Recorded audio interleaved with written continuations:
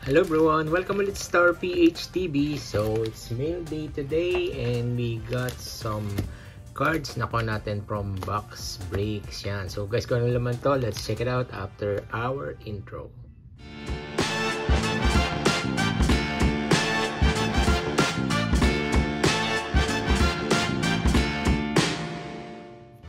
So yun guys, said again, welcome back sa ating channel, Tower PH TV. And sa mga hindi pa nakapag-subscribe, please do subscribe to our channel. So magbubukas ulit tayo ng ating loots from one of the box breaks that we joined. So a few of the box breaks that we joined. Big shoutout sa ating mga ka-hobby guys. Yung mga previous video natin, actually, nag-collect lang tayo ng mga Kobe Bryant and Jordan Clarkson cards. Lately kasi ang ginagawa natin is we're trying to not actually complete but collect yung mga different parallels.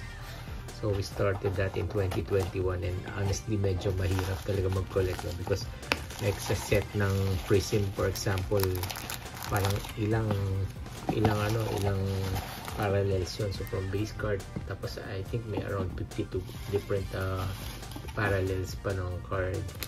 So yun guys, what we got from break CB23 NBA. So we got Utah, and on this side CB21.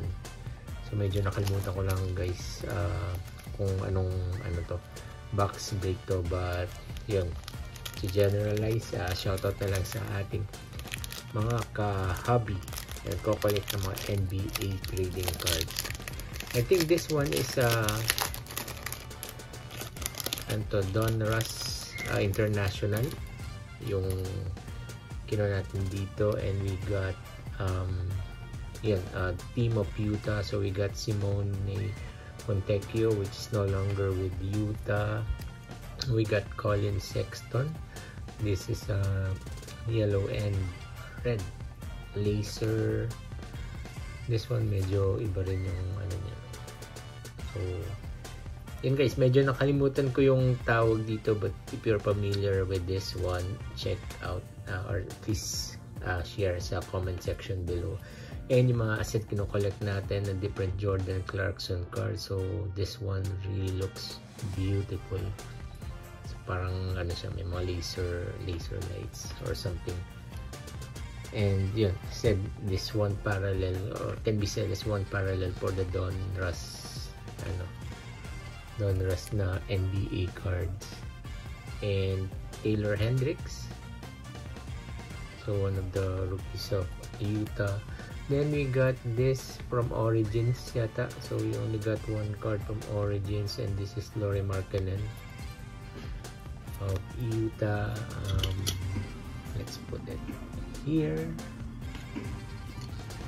And sensya na guys, medyo maingay sa labas. So we got this one. So if you check dun sa ating mga collections na we're actually collecting all Utah rookies. And this one we got si Keontae George. So I think this is the better rookie compared to Taylor Hendricks and Bryce Sensabaugh. But the reason why we're collecting Utah is actually because of our kababayan, si Jordan Clarkson. And for the next set of cards, we got, I think this is from Elite.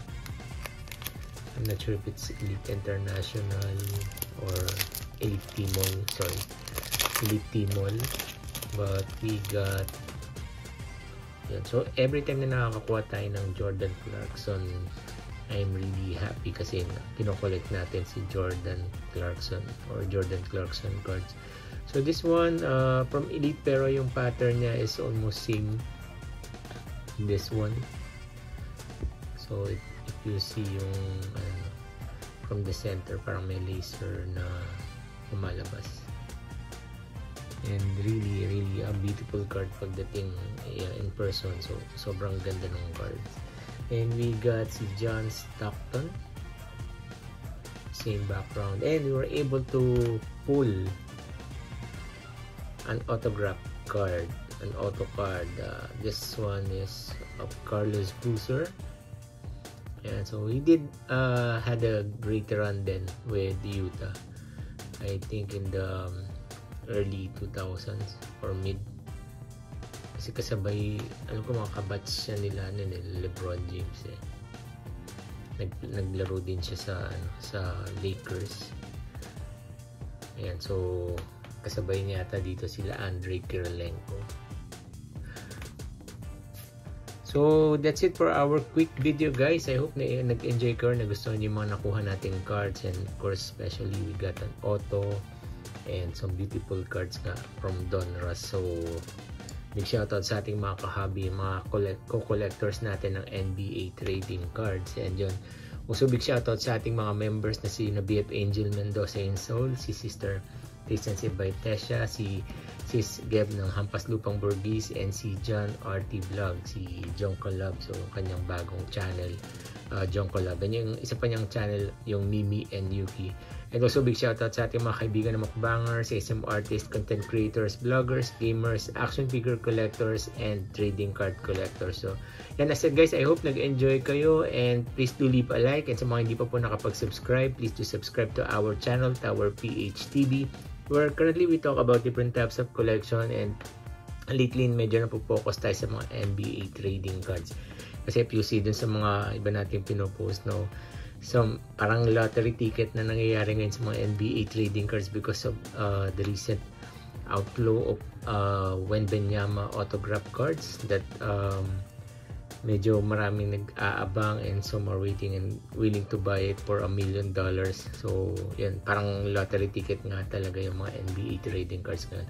Although for me, I'm collecting it out of yung saan natin sa support natin, or sa pagka gusto natin sa ating kababayan si Jordan Clarkson, and of course yung favorite player natin na si Kobe Bryant. So again guys, I hope nag-enjoy kayo, and makita-kita ulit tayo sa ating pang mga susunod na videos.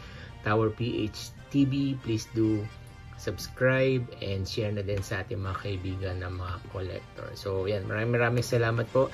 Again, this is Albert Remo from Tower PH TV. Kita-kita ulit tayo.